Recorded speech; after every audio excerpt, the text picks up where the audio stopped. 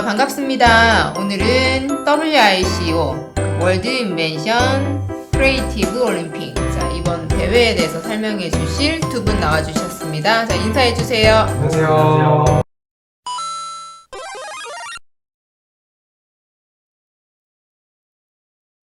이 대회의 기본적인 요강에 대해서 어느 분이 설명을 해주시겠어요? 이 대회에 대해서 간단하게 알려드릴게요. 네. 한국어로 풀어서 하면 세계 발명 창의 올림픽이라고 부르게 됩니다.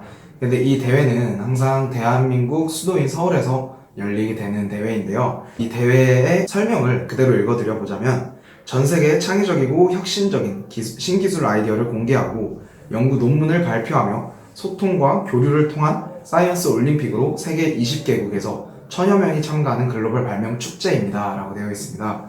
대회이기는 하지만 축제, 전시회 느낌의 성향을 띠는 그런 대회라고 보시면 되겠는데요. 1차 접수라고 보면 되죠. 사전 심사를 거치고 이제 최종 심사까지 받게 되는데 이게 1차, 2차로 나뉘어져 있는 게 아니라 지원을 한 분들은 전부 다 부스를 만들어서 부스 운영을 하고 최종적인 결과만 나오게 됩니다. 대회의 접수 기간은 보통 지금까지 항상 6월, 7월 그 정도였는데 이번 연도에는 특이하게 5월 달부터 시작을 했어요. 그러니까 한 5, 6월 초 그 정도로 생각을 하시면 될 것 같고요. 부스 운영을 하게 되는데 그 부스는 이제 7월 달, 8월 달 정도에 진행된다고 보시면 될 것 같습니다. 실제로 경민쌤이 이 부스 운영을 한 경험도 있고 이 대회도 다소 참여하신 경험이 있으신데요. 부스 운영 같은 거 하실 때 혹시 특징이나 아니면 분위기 같은 게 있으셨나요? 우선 제가 지금까지 느꼈던 발명대회랑 좀 다르다는 걸 좀 느꼈어요. 왜냐면은 그 심사위원님들과 1대1로 면접을 보는 것이 아니라 그 엄청 큰 강당 같은 데에 이렇게 책상이 쭉 나열되어 있거든요. 이제 거기에 그 참가한 사람들이 다 이렇게 자기만의 발명품을 올려놓고 뒤에 벽에다가 아이디어에 대한 설명을 걸어놓고 가만히 서 있으면 심사위원분들께서 오셔가지고 그 한 팀 한 팀씩 이렇게 평가를 해주시는 그런 방법이었어요. 그러니까 말 그대로 이제 부스 운영을 하는 형태라고 보시면 될 것 같아요. 이제 그 부분이 저는 좀 인상이 좀 깊었던 것 같습니다. 이 대회만의 좀 특징인 것 같아요. 이 대회만의 특색이다라는 말씀이신 거죠? 네, 그래서 이런 부스로 하다 보니까 네. 그 심사위원님들 뿐만 아니라 그냥 일반인들이 정말 많이 오시거든요. 그 좀 세계 대회다 보니까 외국인들도 정말 많이 오고 그래가지고 좀 일반인들도 아이디어에 대해서 좀 보고 이제 질문도 많이 하시고 또 반대로 저도 이제 다른 분들의 아이디어를 보고 또 이게 질문을 하면서 좀 같이 발전할 수 있는 그런 대회인 것 같습니다. 오픈되고 좀 발표를 하고 전시를 하는 그런 곳이다 보니까 평가 기준도 다른 대회랑은 조금 다르다고 볼 수 있는데요. 일단 이전에 말씀드린 것처럼 사전심사와 최종심사 이렇게 두 가지로 나뉘어서 진행이 돼요.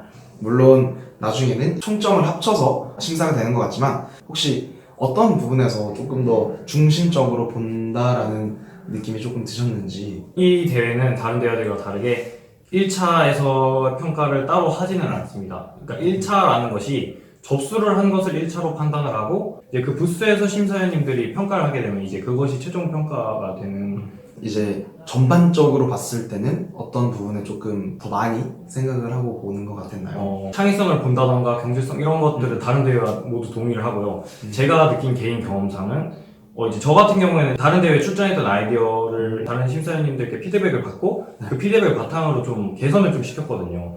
이제 그 아이디어를 가지고 대회에 나갔었는데 아무래도 저의 이러한 경험이 있다 보니까 그 기존에 나갔던 대회에서 좀 더 업그레이드 시켜서 나간 그런 아이디어들을 아무래도 좀 더 좋아하는 것 같습니다.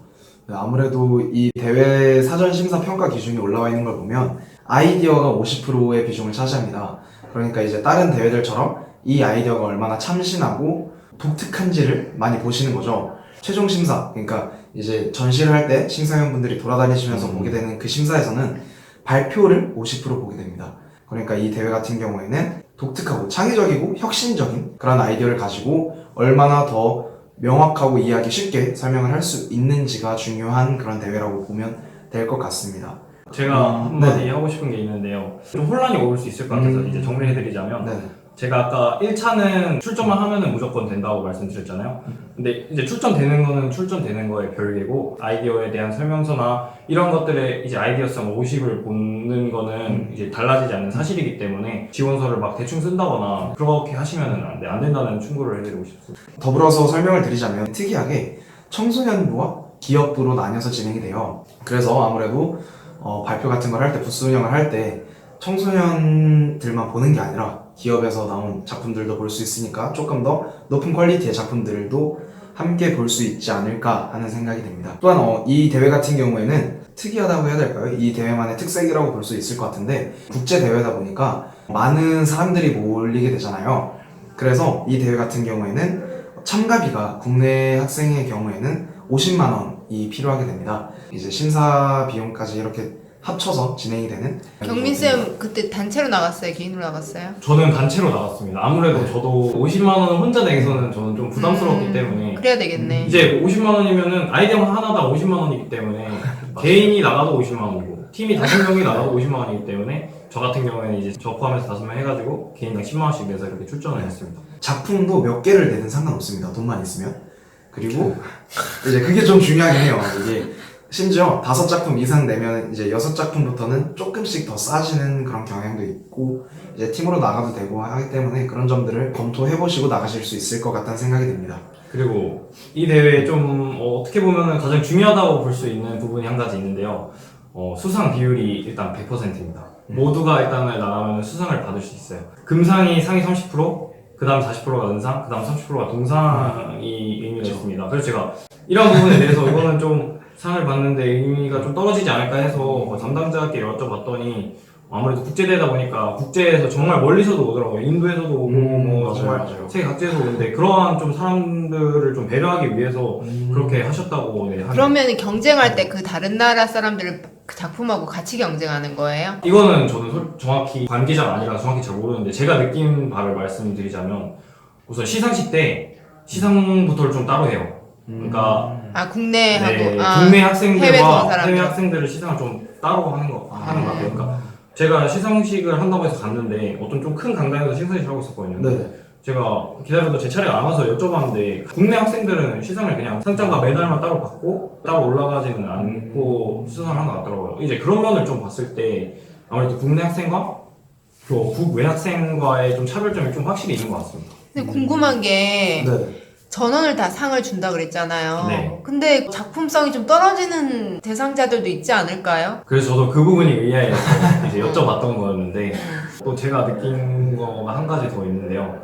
이 대회는 이제 청소년 발명 경진 대회와 같이 진행이 됩니다. 같은 주최 주관 기관에서 이제 여는 대회이기 때문에 같은 날 같은 부스에서 열려요.